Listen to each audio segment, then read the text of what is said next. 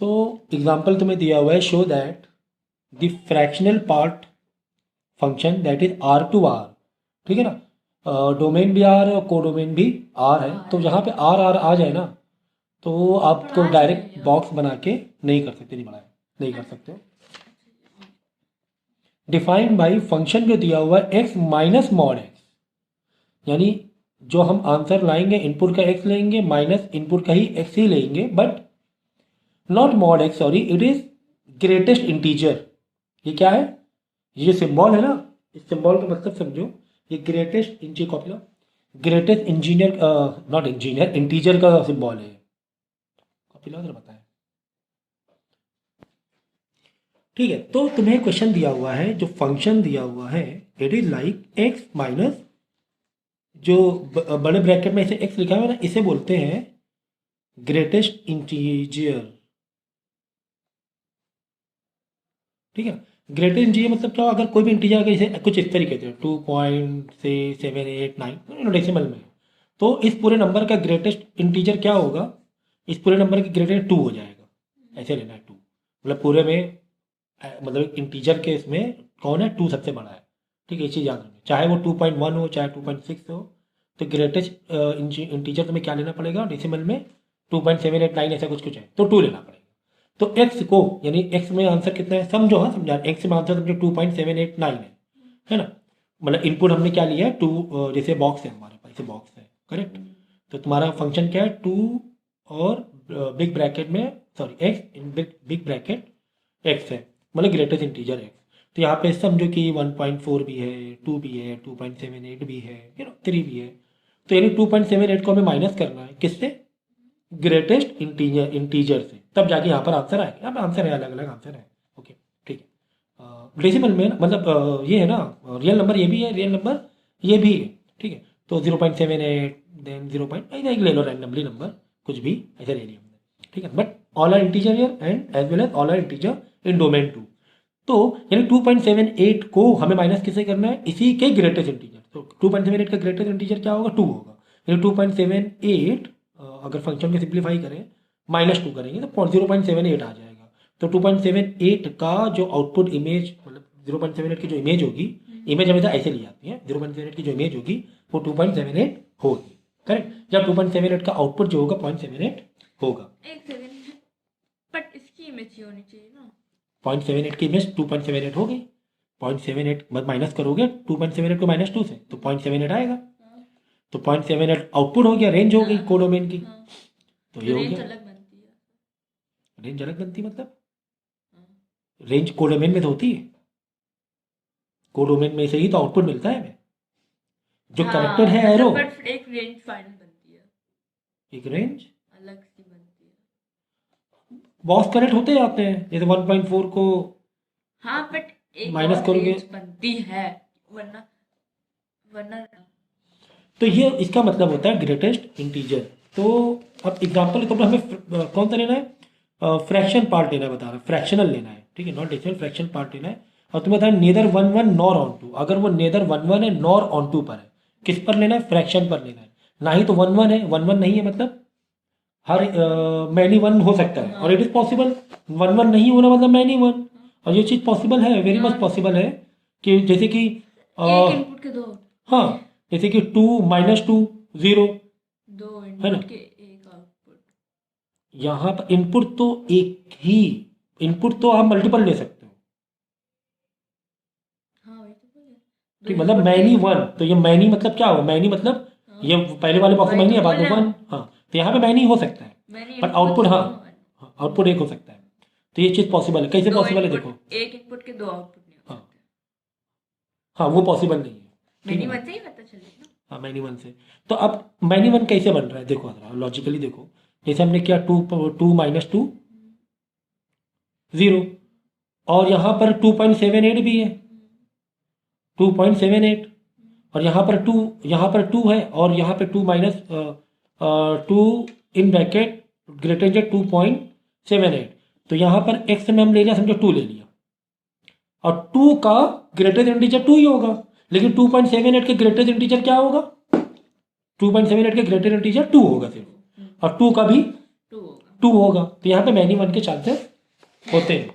तो फ्रैक्शनल में लेना है तो फ्रैक्शन के लिए हमने जैसे लिया 1/2, एग्जाम्पल के तौर पे हमने क्या लिया, यहाँ पे एग्जाम्पल के तौर पे लिया है 1/2, तो 1/2, तो 1/2 minus 1/2 is equal to 1/2 minus, अब 1/2 का ग्रेटेस्ट इंटीजर क्या बना, 0 बना। भाई देखो ये तुम्हारा x माइनस, ये फंक्शन हमने अप्लाई करना, x में मान लिया मैंने 1/2 लिया, और ग्रेटेस्ट 1/2 और अंदर भी वही लेना सेम 1/2, वो तो ब्रैकेट से बाहर आएगा तो उसका मतलब होगा कि इसका मतलब क्या है ग्रेटेस्ट इंटीजर के, तो 1/2 माइनस, अब ये 1/2 का मतलब क्या हुआ 0.5, ठीक है ना। 1/2 अब इससे बाहर जब निकालोगे तो 0.5 बाहर बन के क्या निकलेगा, 0.5 का ग्रेटेस्ट इंटीजर क्या हुआ, हमेशा इसका पीछे वाला, always remember in time line, in the not time line, in the, तो टाइम ही सवार है, हिस्ट्री रिवर्स एंड ऑल, तो in the number line it is like that, it is like that -1 -2 पागल हो गए। हाँ वैसे ही लग रहा है। तो ये है, तो ऑलवेज रिमेंबर 0.5 कहाँ आ रहा है, यहाँ आ रहा है ना, मतलब इसके पीछे वाला लेना है, छोटा लेना है, छोटा छोटा वाला लेना है। 0.4 लेंगे या 0 लेंगे? 0 ऑफ कोर्स, अच्छा, 0 decimal. Greatest Not in integer, decimal plane. हाँ इंटीजर लेना है, इंटीजर का मतलब है नॉट डेसिमल, हाँ ठीक ठीक है ना, तो समझ गया। तो अच्छा ठीक है, अगर माइनस 0.5 होता तो क्या लेते, बोलो, -0.5, अगर यहाँ पर होता माइनस की तरफ ये होता तो क्या लेते, तो -1 लेते, क्योंकि -0.5 से जो छोटा वाला है इंटीजर, छोटा वाला, तो छोटा वाले 0 मत कह देना भाई, -1 कहोगे, तो -0.5 का -1 होता ग्रेटेस्ट इंटीजर इन माइनस, जैसे माइनस का समझो, माइनस का 2.5, तो what will be greatest integer of -2.5, it is what, minus का 3, बट प्लस का 2.5 का greatest integer it will be your 2, हो ना। ऐसे पीछे जाओ, ऐसे लेफ्ट साइड, तुम नंबर लाइन में कहीं पर पीछे जाओ, तो ठीक है, तो 0 क्या, तो क्या आ गया 1/2 minus 0 is equal to 1/2 is will be your answer, okay. So by putting 1/2, see how they are, मतलब एग्जाम्पल कितना लॉजिकली लिया, 1/2 तो मैं दिया नहीं था, we are taking 1/2 randomly from the real number, तो 1/2 तो एग्जिस्ट करेगा ही ना रियल नंबर में, तो 1/2 लिया, तो 1/2 का -0 में, तो आंसर वापस 1/2 आ गया, कुल मिला के बात ये, तो वापस 1/2 आ गया, ठीक है।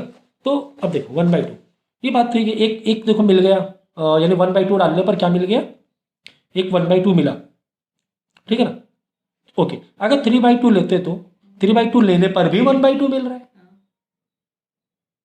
3/2 लेने पर भी, 1/2 क्योंकि 3/2 लोगे आप, देखो फंक्शन क्या है हमारा, फंक्शन है हमारा x minus greatest integer of x, x is your 3/2, 3/2 मैंने दिया, ठीक है, माइनस 3/2 एंड 3/2 माइनस 3/2 का ग्रेटेस्ट इंटीजर, चलो डेसिमल ले लो यार, 1.5 ले लो, अब बाहर निकालो, ठीक है ना, तो स्टेप का ध्यान रखेंगे, तो 1 हो जाएगा, तो 1.5 से 1 जाएगा तो 1/2 आ जाएगा, क्या आ जाएगा 1/2 आ जाएगा,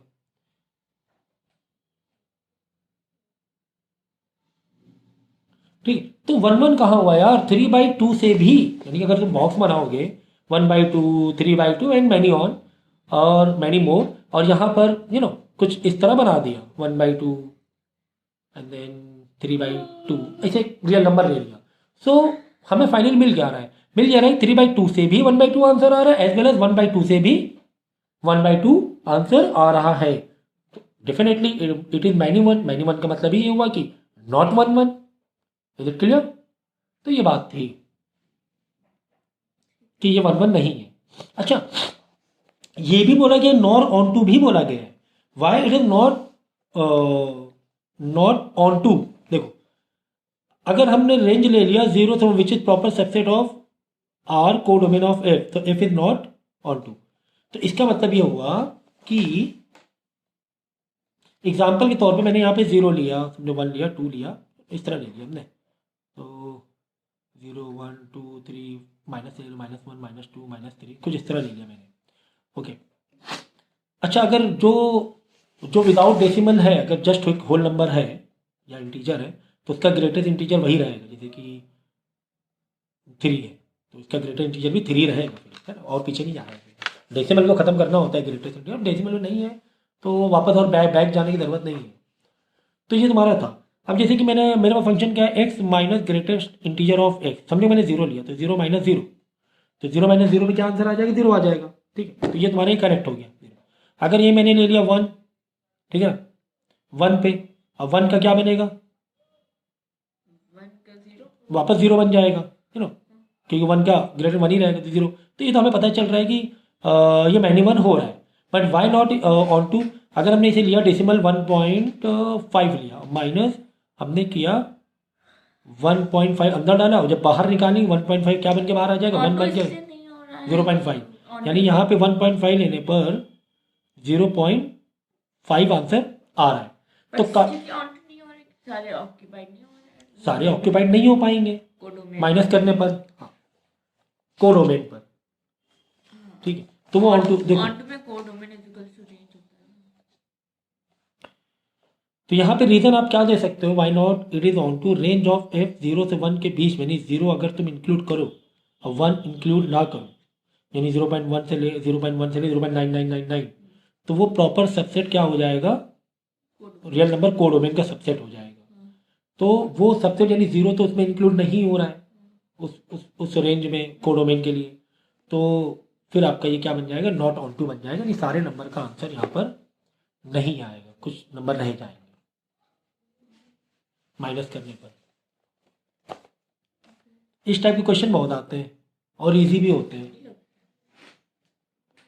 देखो देखो एन है ना, एन है तो यार टेंशन मत लो, ठीक है ना, दोनों बॉक्स एन है, तो n प्लस 1/2 और n/2, यानी n में अगर कोई भी नेचुरल नंबर डालें, अगर आंसर अगर कोई नंबर ऑड है, इफ n इज ऑड, तो ये वाला फंक्शन लगाना, जैसे कि वन लेंगे तो ये फंक्शन लगाएंगे, और अगर 2 लेंगे तो ये फंक्शन लगाएंगे। तो तुम्हें 1 और ऑन टू और बाइजेक्टिव बताना है। व्हाट इज बाइजेक्टिव, बाइजेक्टिव क्या होता है, जो कि ऑन ऑन टू और वन वन दोनों नहीं, बाइजेक्टिव मैनी वन वन और ऑन टू, तो बाइजेक्टिव हो जाएगा। ठीक है ना, ये देखो यहाँ पे लिखा हुआ है,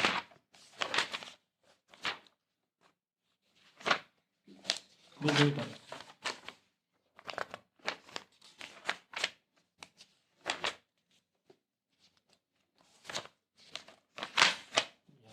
ये देखो,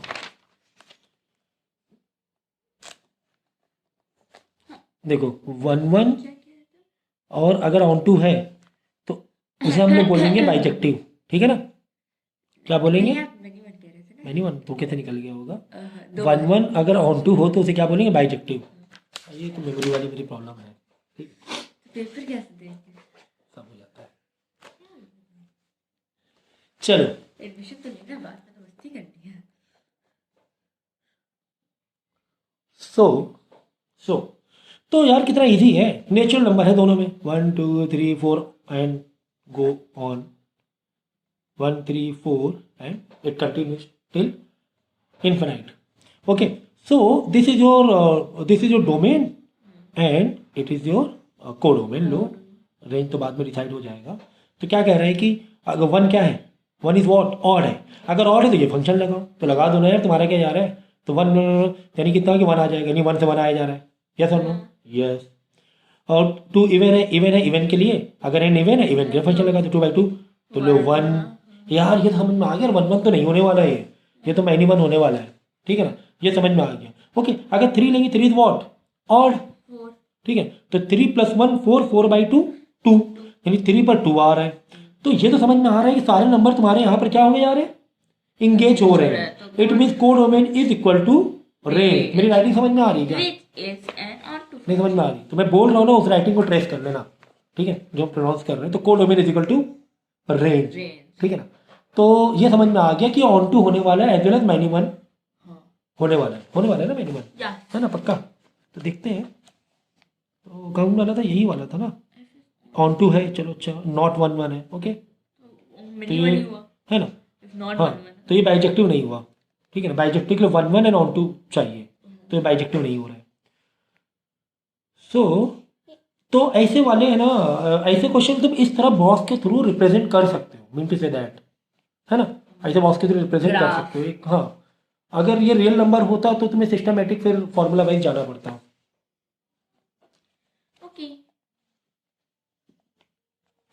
नेक्स्ट,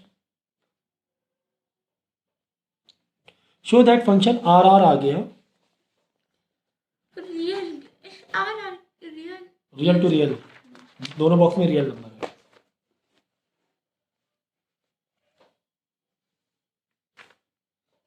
देखो, तो आर आर है और फंक्शन जो तुम्हें दिया हुआ है that is x upon x square plus one, और बताना है तुम्हें कि ना ही ये वन वन है,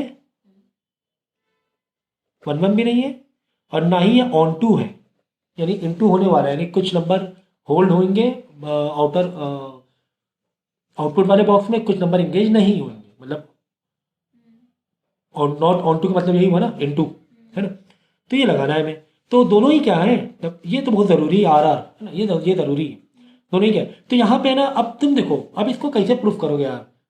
चलो तो एक काम करते हैं, ऐसे बॉक्स बनाया, यहाँ पे कुछ नंबर माइनस में भी ले लो, कुछ नंबर डेसिमल में भी ले लो, है ना, ऐसे ले सकते हो तुम, और यहाँ पर भी ऐसे ही कर सकते हो, ठीक है। ऐसे ले लो रैंडमली, मैं समझाने के लिए बता रहा हूँ मैं। फंक्शन क्या लगाना है, फंक्शन लगाना है x upon x square plus one, यानी एक्स में कोई भी ले लो, जैसे एक्स मैंने ले लिया, समझो समझो मैंने ले लिया टू, ले लिया, जैसे एग्जाम में टू, इसमें टू दिया हुआ है, टू ले लिया, तो two in bracket two square plus one. ये तो पक्की बात है यार, अगर टू लेंगे ना तो आंसर कुछ और ही स्किप करके आएगा, है ना। तो टू और two square plus five, two by five, तो समथिंग इन डेसिमल 0.4, यानी टू लेने पर यहाँ पर 0.4 आंसर आ रहा है ना, कुछ इस तरीके से आंसर आ रहा है, ठीक है। तो कहा गया है कि वन वन तो नहीं है, इसका मतलब कि वन वन नहीं है, मतलब कि एक के कई आंसर आ सकते हैं, ये सवाल है ना, एक इनपुट के कई आंसर आ सकते हैं, सॉरी, हाँ ठीक है, सॉरी, मल्टीपल इनपुट के एक आंसर आ सकता है, उल्टा बोल दिया मैंने, मल्टीपल इनपुट के एक आंसर आ सकता है। एग्जाम्पल के तौर पे जैसे टू डालने पर क्या आया, two square plus one that is two upon five and 0.4। अब क्या 0.4 किसी और तरीके से भी आ सकता है क्या, जैसे मैंने ले लिया फोर, समझो फोर,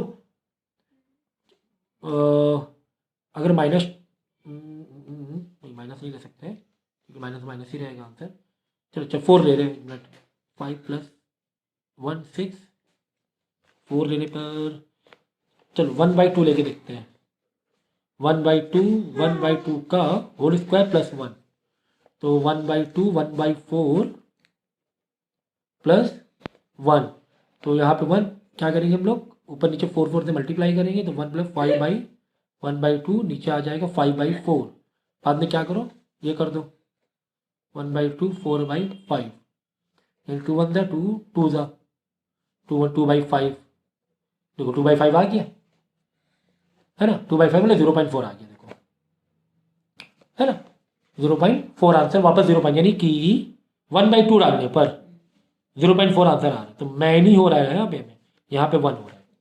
अब इस चीज़ का कैसे अंदाज़ा लगाओ कि यार कैसे हम नंबर रैंडमली लें, ये तो चलो एक एग्जाम्पल में दिया हुआ था, तो रैंडमली कैसे नंबर हम लोग ले लें।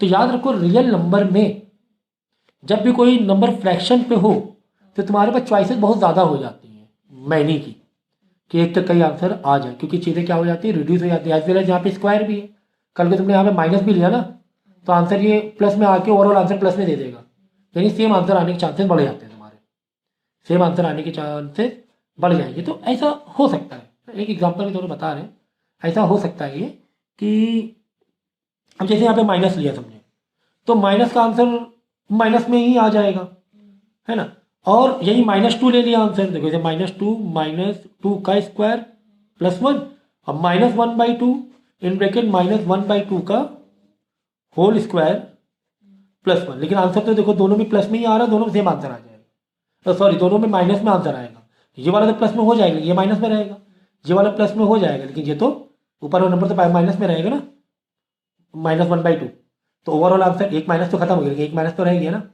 तो ओवरऑल आंसर क्या आ रहा है, प्लस में आ रहा है, सेम सेम आंसर आ जाएगा। तो ऐसे चांसेस रहते हैं काफ़ी कि इस टाइप के क्वेश्चन और इस टाइप के फंक्शन में मैनी वन होने के। अगला क्वेश्चन देखो, show that the function this,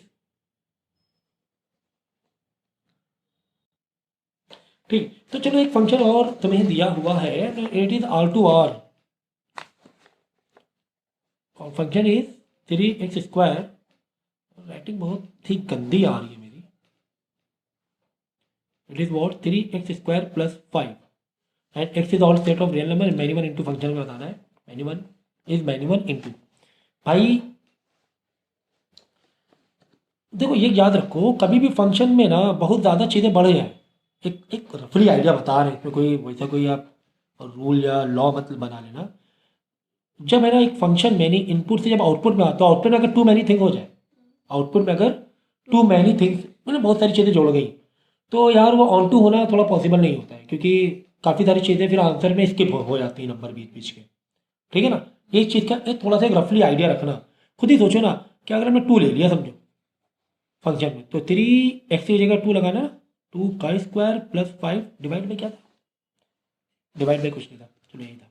ठीक है ना, तो देखो 2 डालने पर एक्चुअली आंसर क्या आ रहा है, 3 × 2 का स्क्वायर 4, 3 × 4 12, 12 + 5 17। ठीक है ना, तो ये आंसर आ रहा है देखो, है ना 17 आ रहा है, तो इनपुट 2 पे 17 आ रहा है। द पॉइंट इज वॉट, तो सर ये तो रियल नंबर है ना, रियल नंबर के बहुत सारे चांसेस ज़्यादा होते हैं। हाँ ये भी बात सही है, नेचुरल नंबर तो आँख बंद करके बता दोगे, अगर नेचुरल होता ना, वो तो वहाँ पे श्योर शॉट हो जाता है कि ऑन टू तो नहीं होने वाला है, काफ़ी नंबर स्किप हो जाएंगे। हाँ अगर रियल नंबर होता है तो तुम्हें थोड़ा सा ज़्यादा अलर्ट रहना पड़ता है, क्योंकि रियल में भी यहाँ पर भी रियल नंबर है, वहाँ पर भी रियल नंबर है, तो काफ़ी सारे चॉइसेस यहाँ पर भी है मैच करने के, आंसर को मैच कराने के। ठीक है, लेकिन क्योंकि ये x² है भाई, बात समझो मेरे भैया, देखो x² है, यानी कि अगर तुम्हें माइनस में भी नंबर है तुम्हारे पास, ठीक है माइनस में भी नंबर होते हैं ना, -3 -9 कुछ इस तरह नंबर भी है माइनस वाले, चलो अगर तुमने कोई नंबर माइनस के लिए तो -2 ले लिया तुमने, यानी इनपुट तो -2 ले रहे हो अगर, ओके, तो 3 × -2 का होल स्क्वायर + 5, अभी देखना 3 × -2 का स्क्वायर, यार स्क्वायर लग गए ना, तो ये तुम्हारा जो होगा आउटपुट आंसर प्लस में दे देगा, यानी यहाँ वाले माइनस तो रह गए ऐसे ही, खाली रह गए यहाँ वाले माइनस। भाई ये भी तो रियल नंबर थे ना, रियल नंबर है ना, minus plus decimal everything, right. तो कहना ये चाह रहे थे हम, पिछले वाला फंक्शन तो फिर भी थोड़ा टफ था अंदाज़ा लगाना एक तरीके से, क्योंकि नीचे माइनस का स्क्वायर तो प्लस हो रहा है, लेकिन ओवरऑल ऊपर तो माइनस था ही, तो ओवरऑल आंसर माइनस लेने पर माइनस आने के चांसेस थे, इससे पहले वाले फंक्शन में कि माइनस डालने पर भी आंसर माइनस आने के चांसेस थे, क्योंकि ऊपर भी एक्स था, है ना, ऊपर भी एक्स, ऊपर माइनस ले रहे हो नीचे भी ले रहे हो, तो नीचे तो प्लस हो रहा है, ठीक है, लेकिन ऊपर तो माइनस हुआ जा रहा है ना भाई, तो यहाँ तो फिर भी एक टफ हो रहा था। लेकिन ये तो समझना बड़ा ईजी है यार कि x² यानी कि अगर माइनस में लोगे, इनपुट इनबॉक्स माइनस का लोगे, इनपुट वाला डोमेन वाला, को डोमेन में आंसर प्लस में ही आने वाला है, माइनस वाले नंबर रह जाएंगे, तो सीधी सीधी बात है यार, ये तो ऑन टू नहीं है, तो इनटू होने वाला है, ये तो इनटू होने वाला है। तो ठीक इसी तरह मैनी वन भी आराम से हो जाए, क्यों, क्योंकि -2 डालोगे और एज वेल एज +2 डालोगे, आंसर सेम आएगा। भाई मेरी राइटिंग समझ में आ रही है, लैंग्वेज मेरी समझो, हम क्या कह रहे हैं, हम ये कह रहे हैं कि -2 डालने पर भी इसका आंसर सेम आएगा, +2 डालने पर भी इसका आंसर सेम आएगा, 17 17, ठीक है 12, ठीक है 17 हो रहा है ना, तो 17 17, ठीक है ना। तो ये चीज़ कह रहे हैं कि इस बॉक्स में 17 और इस बॉक्स में -2 और +2 दोनों ही 17 को ये कर रहे हैं, तो ये मैनी वन हो गया, क्या हो गया, मैनी वन, है ना। और और इनटू क्यों हुआ, why not onto, because यहां पर तो यार ये माइनस का 17 तो ऐसे ही रह जाएगा खाली, -17 तुम कुछ भी डालो, -17 तो आंसर आने वाला है नहीं, है ना, क्योंकि ये जो स्क्वायर है माइनस का, ये प्लस करे दे रहा है आंसर को, तो यहाँ वाले बॉक्स में माइनस के नंबर ऐसे ही रह जाएंगे, तो it won't be an onto function, and onto तो रहना ही नहीं थे, तो मैनी वन इंटू होगा, ठीक है ना। तो प्रैक्टिस करोगे, समझाने के लिए टाइम लग रहा है, बट जब खुद करोगे ना तो फटाफट क्वेश्चन होंगे, हाँ क्वेश्चन ईजी हो जाएंगे। तो कुछ ही क्वेश्चन ऐसे होते हैं यहाँ पे थोड़ा सा, ग्राफ बनाने वाले तो इजी है, विदाउट ग्राफ। हाँ एक एग्जाम्पल देके कर सकते हो, जैसे तुम्हें उस सिस्टमैटिक तरीके से प्रूफ करना नहीं आ रहा है, लेकिन एक देखिए यहाँ पर भी एग्जाम्पल ही दिया हुआ है बुक में भी, देखो एक -1 नंबर लिया फॉर एग्जाम्पल, एक 1 लिया नंबर, ठीक है ना, कितना है, इतनी तो है, ठीक है। लेट C be the set of complex number आ गया यार, ठीक है ना। कॉम्प्लेक्स नंबर मतलब तुम्हारा रूट में भी माइनस के नंबर आ गए। And R be the set of real number, तो कॉम्प्लेक्स टू रियल नंबर की इस बार जोड़ियां हैं। Show that the function of C R defined F Z in, मतलब Z Z is what, integer. तो ये सब चीजें मालूम होनी चाहिए ना यार, ये तो बचपन की बातें हो गई।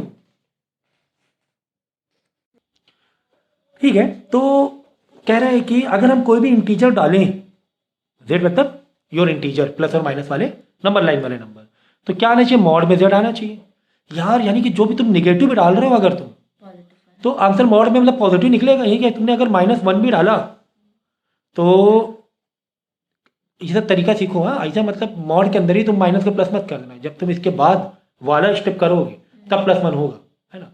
तो ऐसे मत कर देना कि मॉड में, तो मॉड में प्लस होगी, गलत। मॉड में वही रहेगा जो भी तुम्हारा इनपुट है। सिंप्लीफाई तो अब हुआ ना बाहर आकर, तो अब जाके एक +1 तो होगा, मैनी वन फंक्शन हो जाएगा, है ना। यानी कि ये हमें समझ में आ रहा है कि ये मैनी वन होगा, हाँ मैनी वन हो रहा है ना। क्योंकि प्लस हाँ का भी एक ही आंसर रहेगा, हाँ माइनस का भी एक ही आंसर रहेगा। ठीक है। And the function is not onto के लिए पूछा गया था।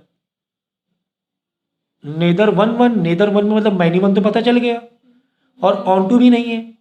ऑन टू क्यों नहीं है, क्योंकि अगर हमें अब, क्योंकि कॉम्प्लेक्स नंबर के बारे में पूछा गया था, तो एक कॉम्प्लेक्स नंबर ले ले 3+4i एफ में, है ना। इनपुट में तो अभी जैसे मैंने -1 लिया ना इनपुट के लिए, अब एक कॉम्प्लेक्स नंबर भी लो भाई, क्योंकि एक बॉक्स तुम्हारा कॉम्प्लेक्स नंबर के लिए बैठा हुआ है, ठीक है ना। तो फंक्शन क्या है, खैर फंक्शन तो यही है तुम्हारा, मॉड के अंदर 3+4i। अब इसको तुम्हें बाहर निकालना है 3+4i को। अब 3+4i बाहर कैसे निकलेगा, तुम्हें क्या पूछा गया, नॉट ऑन टू भी पूछा गया ना, neither nor onto. Nor onto मतलब कि सारे नंबर होल्ड नहीं होंगे उस तरफ के। तो भाई उस तरफ के सारे नंबर कैसे होल्ड हो सकते हैं, दूसरा वाला तो कॉम्प्लेक्स नंबर है ही नहीं। दूसरा वाला बॉक्स तो रियल नंबर में बैठा हुआ है। दूसरा वाला बॉक्स किसमें बैठा हुआ है, रियल नंबर के लिए बैठा हुआ है, ठीक है ना। तो ये चीज हो गई कि 3+4i, यानी कि तुम इसको बाहर निकालोगे 3+4i, पता है ना मॉड 3+4i, अगर फॉर्मेट तुम्हें याद हो इसका, कि मॉड में जो नंबर होता है 3+4i, उसको बाहर कैसे निकालते हैं मॉडुलस में, √3 का स्क्वायर प्लस 4 का स्क्वायर। ये रिमेंबर इट, ये लास्ट टाइम हम लोगों ने फॉर्मूला पढ़ा था। क्योंकि नंबर मॉड में है कॉम्प्लेक्स नंबर, तो उसका आंसर कैसे निकालते हैं, उसका स्टेप क्या है, √3 का स्क्वायर प्लस 4 का स्क्वायर, तो आंसर आ गया 5, ठीक है ना। और इसी तरह अगर हम 4+3i ठीक है, कर रहे हैं, इसको भी मॉड में कर देंगे तो ऐसे हो जाएगा। ठीक है, कुछ और नंबर ले रहे हैं, तो कुछ और नंबर लेने पर भी आंसर 5 आ रहा है। ये तो हमने खैर ऐसे ही दिखा दिया था, क्योंकि -1 को भी हम एक कॉम्प्लेक्स नंबर के कैटेगरी के अंदर ले सकते हैं, सब कैटेगरी के अंदर। रियल कॉम्प्लेक्स नंबर मतलब क्या, रियल नंबर भी आ गया, सभी कुछ आ गया, ठीक है ना। तो इसी तरह हमने यहाँ पे एक एग्जाम्पल, तो एग्जाम्पल दिमाग, अब तुम्हें एग्जाम्पल के थ्रू अगर प्रूफ करना है तो यार ये थोड़ा सा रखना पड़ेगा दिमाग में कि 4+3i से भी सेम आंसर आएगा और 3+4i से भी, क्योंकि अंडर रूट में 3 का स्क्वायर प्लस 4 का स्क्वायर, या फिर अंडर रूट में 4 का स्क्वायर प्लस 3 का स्क्वायर, आंसर सेम आएगा, बीच में प्लस है। तो यहाँ से हमें पता चल गया कि ये मैनी वन होने वाला नॉट ये है। And function F not onto भी है, क्यों, क्योंकि ये तो यार जेड एक कॉम्प्लेक्स नंबर है और अदर साइड क्या है, रियल नंबर है। तो one side from 0 to infinite में कभी भी ऐसे वो मत डालो, इंक्लूड वाले मत, इनफाइनाइट में हमेशा ये वाला ब्रैकेट डालते हैं, याद रखना, ठीक है, चाहे माइनस चाहे प्लस में हो। तो which is proper subset of R, तो हमें बताना है कि ये तो उसका सबसेट है, यानी क्या, इंटीजर तो कॉम्प्लेक्स नंबर का सबसेट है। यानी यहाँ पर जो इंटीजर बॉक्स मिल रहा था ना, सी आर, क्या मिला, सी आर मिल रहा था ना, सी आर, ठीक है ना। तो ये तो आर जो है, यानी ये वाला जो बॉक्स है, यानी ये नंबर है तुम्हारा कॉम्प्लेक्स नंबर, ये वाला क्या है, आर रियल नंबर है, ठीक है। यानी आर जो है सबसेट ऑफ सी, कभी भी जो भी किसी के सबसेट हो ना, वो पक्की बात ऑन टू नहीं रहता, ये याद रख लो। क्या याद रख लोगे, समझो यहाँ पे सी बॉक्स है, यहाँ पर आर बॉक्स है, अब समझो यहाँ पे आर है, यहाँ पर नेचुरल नंबर है, तो natural number subset of R हो गया, क्योंकि आर से ही नेचुरल नंबर आ रहा है, नेचुरल से आर नहीं। All natural number will be R, but not all R number real number, not all real number natural number होंगे, ऐसा नहीं है, है ना। अरे भाई जैसे देखो 1.5 1 है ना, 2.3.5 2.2 माइनस का 1 माइनस का 3, ऐसे बात समझो, 6 7, ठीक है। अब देखो ये सारे क्या है, ऑल रियल नंबर है, हाँ ऑल रियल नंबर है ना, जिसमें से हम इसमें से नेचुरल नंबर निकाल सकते हैं। हाँ सर कैसे, 1 क्या है नेचुरल नंबर है, 6 क्या है नेचुरल नंबर है, 7 क्या है नेचुरल नंबर है। तो रियल नंबर का सबसेट हुआ नेचुरल नंबर, रियल नंबर बड़ा है, सबसेट उसके नीचे, नेचुरल नंबर उसके नीचे है। तो कभी भी इस तरह बॉक्स है कि इनपुट बड़ा हो, बड़ी रेंज में हो, और आउटपुट छोटी रेंज में हो, तो वो फिर ऑन टू नहीं हो पाता है, आउटपुट ऑन टू नहीं हो पाता है। याद रखना, अगर इसी का उल्टा होता कि ये नेचुरल और ये आर, कि यहाँ पे सिर्फ नेचुरल की ही सेटिंग है, नेचुरल का ही डोमेन है, और यहाँ मैक्सिमम दिया हुआ है, बड़ा दिया हुआ है, तब चांसेस बन सकते हैं, नॉट ऑलवेज, क्योंकि it also depend on function. अगर एक एक्स स्क्वायर आ गया तो ठीक है नेचुरल नंबर का, ठीक है। अगर ये इंटीजर होता, चलो इंटीजर भी सबसेट ऑफ आर है, ये इंटीजर पकड़ लो अगर, तो ये भी इंटीजर, माइनस के ये भी इंटीजर, ठीक है। बाकी से डेसिमल इंटीजर नहीं है, ऑल आर रियल नंबर, तो रियल नंबर सबसे बड़ा रियल नंबर है, ठीक है, ऐसा मानो, उससे बड़ा कॉम्प्लेक्स नंबर हो जाएगा, ठीक है। तो अगर वन साइड इनपुट बड़ा है और आउटपुट में छोटी रेंज है तो वो आउटपुट नहीं होता है।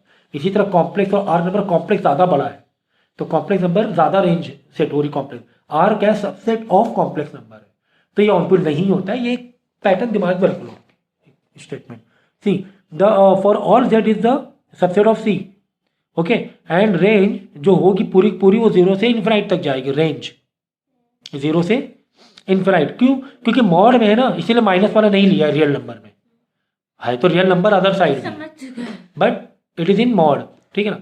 तो which is proper subset of R, तो ये मेन जो स्टेटमेंट था ये था कि ये जो तुम्हारा आउटपुट बॉक्स है, कोड डोमेन जो है वो रियल नंबर है, वो सबसेट है उसका। तो बस अगर सबसेट निकल आया तो वो ऑन टू नहीं होता है, कुल मिला के बात ये है। Thank you. शो दैट 15 भी है। The question number 15, all lectures you have done, right? Yes. All parts. Find the equation of the perpendicular bisector of the line segment obtained and joining the point this and this. कितना easy यार, कह रहा है कि एक point इधर है, that is 6, -3 है ना, एंड लिखा है ना दिस एंड दिस, और एक पॉइंट यहाँ पर है 0,3, ये 2 पॉइंट है।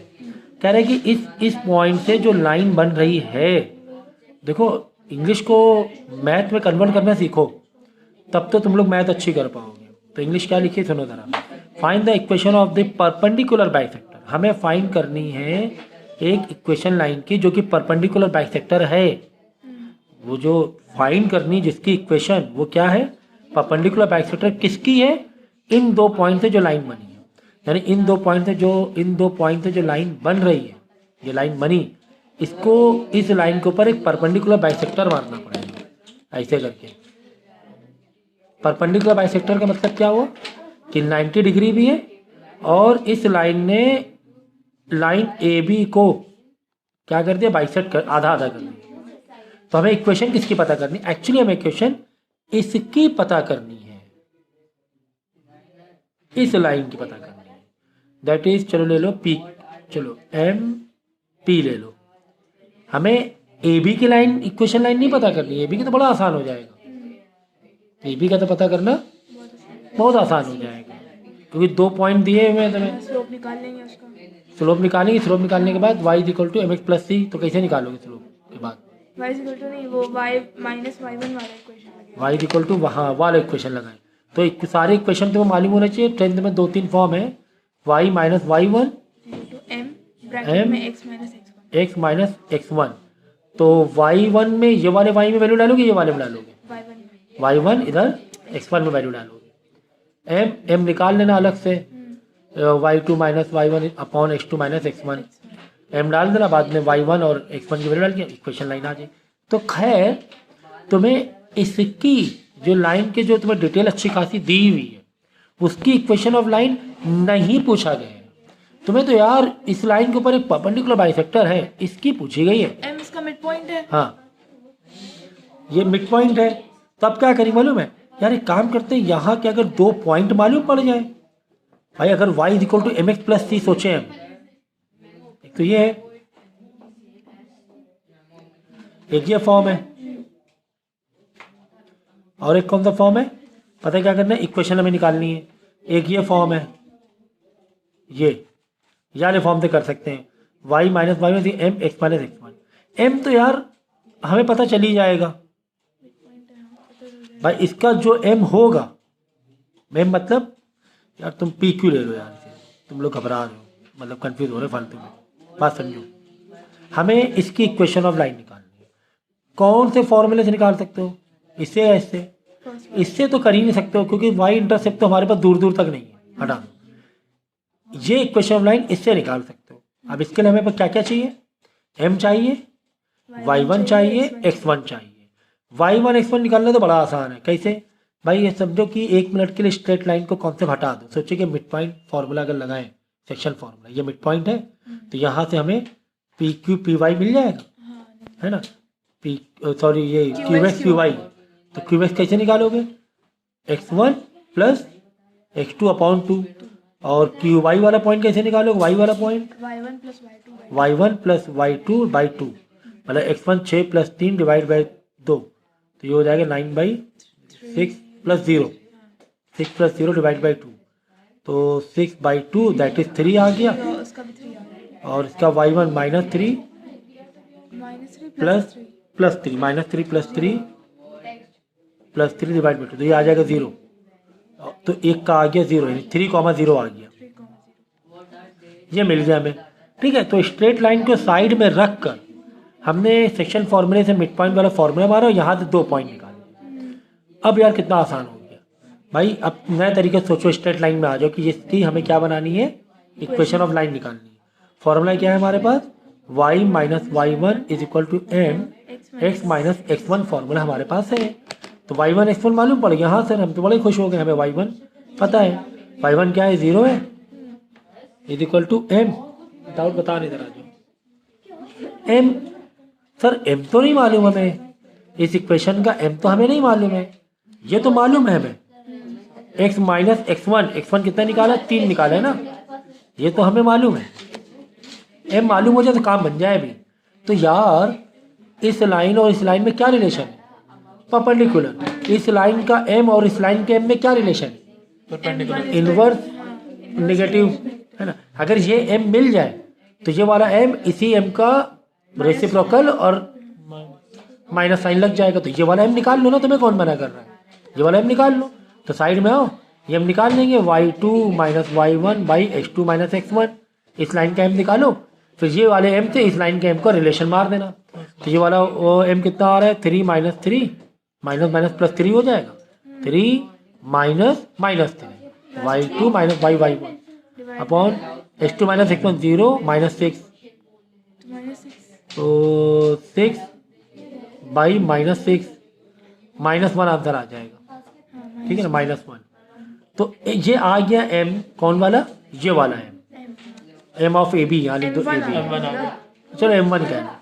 अब यहाँ वाला m2 चाहिए हमें, ताकि इक्वेशन लाइन इसकी बना सके, यहाँ m फंस रहा था ना, तो ये m1 क्या होगा, इसका रेसिप्रोकल एंड निगेटिव, तो -1 का रेसिप्रोकल 1 -1, और लेकिन यहाँ माइनस भी लगाएंगे क्योंकि हमें रेसिप्रोकल भी करना होता है, साइन माइनस, तो माइनस माइनस क्या प्लस हो जाएगा, तो m2 हो जाएगा 1 माइनस, ठीक है, समझ गया ना, फॉर्मूले में मांग रहा माइनस और क्वेश्चन में भी माइनस दिया हुआ है, तो प्लस हो जाएगा, बैठ जाओ, तो 1 आ गया, बस y is equal to 1 x minus 3, ये 0 हटा ही दो, यानी y is equal to x minus 3, यह आंसर आ गया इक्वेशन ऑफ लाइन, समझिए। तो ये ऐसे क्वेश्चन बहुत सारे कराए मैंने लेक्चर में, तुम लोग क्यों नहीं कर पा रहे हो। 17 देखो, 17 क्वेश्चन क्या कह रहा है कि B and D are the vertices of the rhombus. तो यार हमेशा ग्राफ बना के चला करो, रोम्बस मतलब स्क्वायर का टेढ़ा, रोम्बस मतलब स्क्वायर का टेढ़ा, तो B और D, तो A B C D हमेशा नेमिंग दोगे, या तो A B C D ऐसे या A B C D ऐसे, ऐसे मत दे देना A B C, गलत हो जाएगा, ऐसे या फिर ऐसे। तो B है -5,6, D है 1,4, ठीक है, B और D हो गया।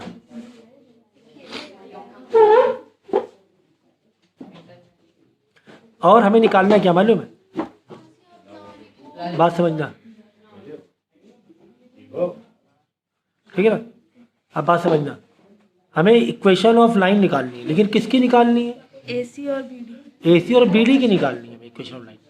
तो यार BD की तो यार बड़ी आसान लग रही है BD के लिए, क्यों हो गया जाओ, क्यों आसान लग रही है, क्योंकि चारों पॉइंट तो सब दिए हुए हैं तुम्हें, x1 y1 x2 y2। भाई इक्वेशन ऑफ लाइन के तुम्हारे फिलहाल तुम्हें 2 फॉर्म है, ऐसे तो 6-7 फॉर्म है, लेकिन फिलहाल तुम्हें 2 फॉर्म है। क्या 2 फॉर्म है, y = mx + c, इसमें y इंटरसेप्ट चाहिए और स्लोप चाहिए, तो इक्वेशन लाइन मिल जाएगी। या फिर y - y1 = m in bracket x - x1। एक या तो ये, जब 2 पॉइंट दिया हो, 2 पॉइंट, मतलब y1 x1 x2 y1 y2 दिया हो तो ये लगा दो। अगर y इंटरसेप्ट दिया हो तो फिर ये लगा, c मतलब y इंटरसेप्ट, ये लगा सकते हो। समझ। तो यार BD का इक्वेशन ऑफ लाइन तो निकालना बड़ा आसान है। हाँ यार AC का तो आता पता ही नहीं चल रहा है सर, AC के इक्वेशन ऑफ लाइन का आता पता नहीं चल रहा है, ना तो पॉइंट है ना y इंटरसेप्ट है, कुछ तो दिया नहीं है AC के लिए, कुछ दिया ही नहीं। खैर BD का तो निकाले, खैर BD का तो M निकालना है ना, ठीक है, M BD का इक्वेशन ऑफ लाइन निकालना है। इक्वेशन देखो ना, equation of line for BD as well as AC।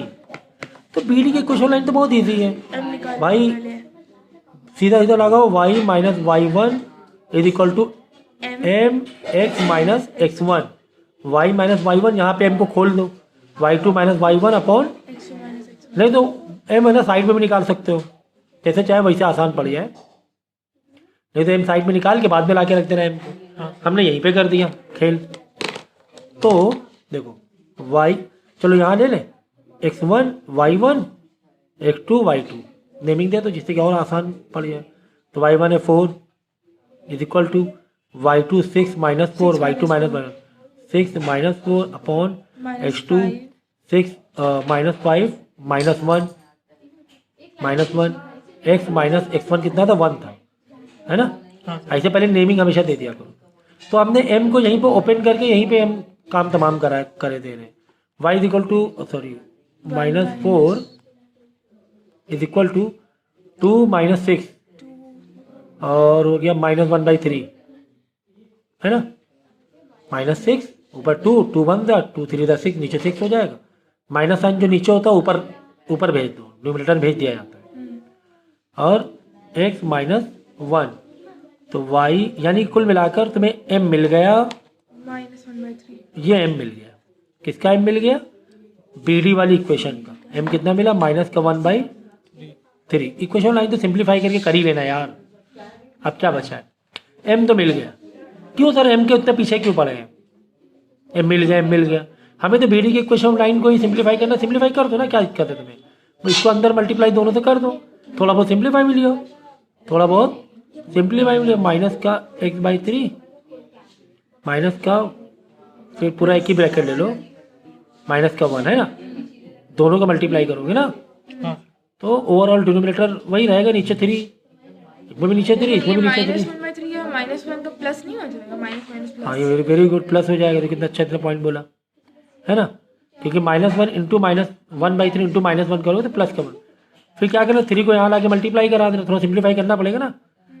3y - 12, तो 3 को दोनों से मल्टीप्लाई करना पड़ेगा, इधर आएगा तो 3 × y 3 × -4, तो -12 = -x + 1। सबको एक साइड भेज देना, इधर 0 रख देना, बस इक्वेशन लाइन होगी हमारी। चलो, तो हम m के पीछे क्यों पड़े थे कि हाँ यार हमें m मिल गया। देखो स्क्वायर या फिर रोम्बस जिसके चारों साइड बराबर होते हैं ना, इसके चारों साइड, जैसे कि रोम्बस हुआ स्क्वायर हुआ, वो एक दूसरे के ऊपर 90 डिग्री मारते हैं, एक दूसरे में कितना मारते हैं, 90 डिग्री का ये लेते हैं एक दूसरे के ऊपर स्लोप। अब ये तुम्हारा m आया -1/3 समझो, -1/3, तो ये वाला m क्या होगा, ये एक दूसरे का 90 है ना, दो लाइन एक दूसरे का अगर 90 डिग्री है तो वही m का रिलेशन मार देना कि m1 इज इक्वल टू या m2 is equal to minus का 1/m1 है ना। तो माइनस का 1/m1 कितना है, 1/3, माइनस का 1/3 है, माइनस का 1/3, दो माइनस तो हटा दो तो 3 1/3 ऊपर जाके मल्टीप्लाई हो जाएगा तो m2 3 आ जाएगा ना, m2 3 आ गया, नई स्लोप 3। तो क्यों, क्योंकि इस स्लोप का और इस स्लोप का रिलेशन क्या था, 90 डिग्री का था। जब 90 डिग्री का हो तो नया वाला m जो होगा वो एक दूसरे वाले m से रेसिप्रोकल नेगेटिव हो जाएगा। तो नेगेटिव और पहले से नेगेटिव था तो दोनों प्लस हो जाएंगे और रेसिप्रोकल होके मतलब 3 ऊपर चला जाएगा तो आंसर आ जाएगा m2 3। समझ गया। तो हमने कैसे मालूम पड़ा सर ये 90 है, तो याद रखो रोम्बस एंड स्क्वायर में सेंटर में 90 डिग्री बनता है, डायगोनल इंटरसेक्शन में कितना बनता है 90 डिग्री। तो जिसके चारों साइड इक्वल हो, जिसके चारों साइड इक्वल हो तो उसको बीच में 90 डिग्री बनेगा। और जिसका कोने में 90 हो, जैसे रेक्टेंगल और स्क्वायर कोने में क्या है 90 है, तो इसके डायगोनल इक्वल बनते हैं। इसके डायगोनल इक्वल नहीं बनेंगे, रोम्बस और पैरेललोग्राम के नहीं बनेंगे, टेलर फिगर के डायगोनल इक्वल नहीं बनेंगे। जो 90 डिग्री वाले कोऑर्डिनेटर उसके डायगोनल इक्वल बनते हैं, चाहे वो रेक्टेंगल चाहे स्क्वायर हो। यहाँ पे सेंटर और 90 कब बनता है, जिसके चारों साइड इक्वल हो, जैसे रोम्बस है स्क्वायर। तो इतनी सारी चीज़ें हम बता रहे हैं, आप लिख रहे हो क्या, नहीं लिख रहे हो, नोट इंपॉर्टेंट नोट नहीं बना रहे हो कि ये तो प्रॉपर्टीज है, बहुत ज़बरदस्त प्रॉपर्टीज है, मालूम होना चाहिए दिलो दिमाग में। नहीं मालूम है तो इक्वेशन ऑफ स्टैंड लाइन में नहीं है, और भी कई चैप्टर में फंसोगे, एक ही चैप्टर में नहीं। 18 देखो, 18 कह रहे this and this are the vertices of the square ABCD. Square ABCD चारों साइड बराबर सेम है, जैसे रोम्बस है ऊपर वैसे सेम। तो A B C D, A B का आपने वो नहीं ढूंढा, क्या इक्वेशन नहीं आया, ए सी का इक्वेशन। अरे तो ए सी की इक्वेशन निकालने में अब क्या दिक्कत है, चलो ठीक है भाई, ए सी के लिए m मिल गया तुम्हें और 3 आ गया m। अब ए सी का अगर x1 y1 मिल जाए तो y इज इक्वल टू मतलब y माइनस y1, फिर m in bracket x minus x1 से कर सकते हैं। तो ये दो पॉइंट निकालने में क्या दिक्कत है, चाहे वो स्क्वायर हो, चाहे वो रोम्बस हो, चाहे वो पैरेललोग्राम हो, चाहे वो रेक्टेंगल हो, जो डायगोनल एक दूसरे क्या करते हैं बीच में बाइसेक्ट करते हैं। तो ये मिड पॉइंट हो गया, क्या हो गया यहाँ पर मिड पॉइंट हो गया। तो मिड पॉइंट मतलब निकाल लेना पी एक्स पी वाई जैसे निकालते हैं मिड पॉइंट वाले फॉर्मूले से। दो पॉइंट तुम्हें ये मालूम है, मिड पॉइंट लगाना formula x1 plus x2 divide by 2, y1 plus y2 divide by 2। तो यहाँ पे पी एक्स पी वाई नहीं मिल जाएगा, अभी तो जस्ट बताया यार, दो पॉइंट मिल जाएंगे, m मालूम है, मैं खत्म बात, इक्वेशन लाइन मालूम पड़ जाएगी। यहाँ पे दो पॉइंट मिल जाएंगे। अरे भाई m1 m2 मिला ना, ये यहाँ पे दो पॉइंट मालूम पड़ गए, x1 y1 मालूम पड़ जाएगा, ठीक है। m तो पहले मालूम पड़ कर चुके हैं रेसिप्रोकल करके। तो एक क्वेश्चन लाइन के तुम्हें क्या चाहिए, x1 y1 चाहिए और m चाहिए, m चाहिए, यही तो चाहिए। ठीक है। आप बोलोगे सर कैसे, क्योंकि h2 y2 भी चाहिए, आप यही बोलोगे ना, x2 y2 क्यों चाहिए, नहीं चाहिए। क्यों m, हाँ क्यों नहीं चाहिए, क्योंकि m निकाल चुके हैं पहले ही, यहाँ पे m नहीं निकालना है, इसलिए x2 y2 नहीं चाहिए। समझ गया ना, क्वेश्चन ये थोड़ी मेंटल मैथ से ही इमेजिन कर सकते हो। 19 देखो, 19 वाला क्वेश्चन क्या कह रहा है कि this and this point are the vertices of triangle ABC. ये भी इजी है, 1, -5 ए पॉइंट है, बी का पॉइंट 2, है और सी वाला पॉइंट -2, है। कह रहा है कि find the equation the median of the triangle through a. कह रहे ए से मीडियन निकालो। मीडियन का मतलब होता है कि मीडियन मतलब हमेशा याद रखो, मीडियन मतलब जहाँ पर मीडियन, ए से मीडियम आई बता रहा है, थ्रू ए कह रहे हैं ना, तो जहाँ पर आएगी तो बी सी में आई, ए से अगर आ रही तो कहाँ पर आई, ए है, ए से तो बी सी पर आएगी, तो बी सी को जो कर दे बाइसेक्ट उसे बोलते हैं मीडियन, उसे क्या बोलते हैं मीडियन। तो median find the equation of, इसकी हमें इक्वेशन चाहिए। अब यार मीडियन है मतलब मिड पॉइंट है, तो यार मिड पॉइंट की समझो डाल दो पॉइंट पी ए वाला, तो पी एक्स और पी वाई चाहिए यहाँ पर। तो P x is equal to x2 plus x1 divide by 2, P y is equal to y2 plus y1 divide by 2। भाई है तो यार x1 y1 x2 y2, तो px py मिल जाएगा। हाँ ठीक है, तो सर इतना काफ़ी है क्या? नहीं सर, इतना काफ़ी तो नहीं है, क्योंकि m भी तो चाहिए। हाँ भाई अगर तुम लगाओगे y minus y one is equal to M x minus x one, हाँ सर, तो y1 x1 तो मिल गया px py के रूप हाँ। में। सर m तो नहीं मालूम है, तो मेरे भाई एम भी निकल आएगा। m को तो ओपन कर लो ना, या साइड में आ जाओ, m को निकाल लो भाई क्वेश्चन में आकर। m is equal to side में आके निकालो, ज़्यादा अच्छा रहता है। y2 minus y one upon x2 minus x1। तो सर यहाँ पर तुम्हें px py मालूम पड़ा है, x1 y1 x2 y2 तो है ही नहीं।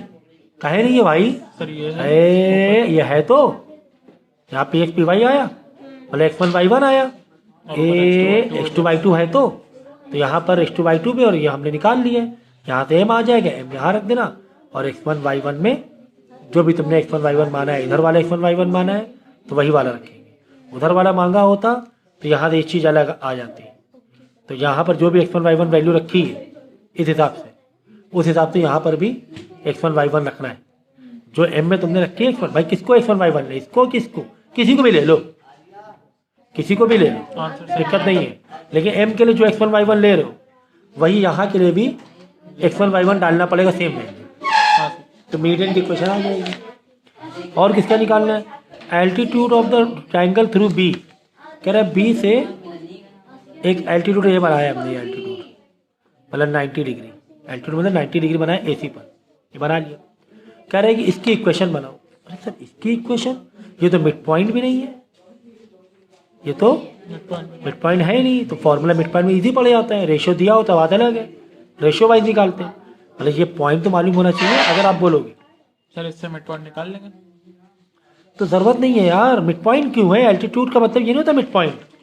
यहाँ तो कह रहे 90 डिग्री बनाया हमने, हाँ जरूरत थोड़ा ये कि मिड पॉइंट हो, इट इज़ नॉट नेसेसरी कि ये पॉइंट क्या हो, मिड पॉइंट। हाँ डाल दो क्यू, मिड पॉइंट नहीं है, नहीं मालूम, नहीं दिया हुआ मिड पॉइंट है कि हम ये नहीं लगा सकते। अच्छा। अगर सेक्शन फॉर्म में लगाओगे तो फिर m1 m2 होना चाहिए, रेशियो होना चाहिए। तो खैर इतना दूर हम लोग क्यों जा रहे हैं, इतना दूर क्यों जाए भाई? फॉर्मूले में लगाओ ना यही वाला formula, y is equal to y minus y one is equal to M x minus x one. Sir y1 x1 तो पता नहीं है, क्यों नहीं पता है भाई? y1 x1 क्यों झूठ बोल रहे हो आप कि y1 x1 नहीं मालूम है? दिया तो है यार इस इक्वेशन में x1 y1, भाई इसकी चाहिए ना इक्वेशन तुम्हें, ये वाली। तो b का x1 y1 दिया है ना, अच्छा सर x1 y1 दिया, हाँ सर ये दिया हुआ है, दिया हुआ है, इसकी इक्वेशन नहीं। सर m तो नहीं है, तुम क्या बोलोगे? टेंशन क्या है यार भाई, ये वाले से m निकाल लो इस लाइन से, इसके तो सारी इन्फॉर्मेशन है ना, y1 y2 x2 x1 x2 जब दिए ना, यहाँ से हम निकाल लेंगे इसका m और इसके वाले m में क्या रिलेशन है? परपेंडिकुलर, तो रेसिप्रोकल नेगेटिव, तो यहाँ पे जो m आया उसका रेसिप्रोकल और नेगेटिव मार देना, तो इसका m आ जाएगा। लो m भी मिल गया, x1 y1 दिया है ना। तो कितना आसान तरीके से ऐसे क्वेश्चन होते हैं, कितना आसान तरीके से होते हैं। अप्रोच आपका क्लियर होना चाहिए। आप कह रहे हैं देखो ये क्वेश्चन यार वेरी वेरी इंपॉर्टेंट है, this question is very very important, मतलब कितने बार स्टार करो उतने स्टार मार लो इसमें, तो इतना इंपॉर्टेंट है क्वेश्चन ये। काफ़ी सारी रेंज तय हो रही है इसमें। The line through C and parallel to A B, एक लाइन ए बी के पैरेलल बनाना है थ्रू सी।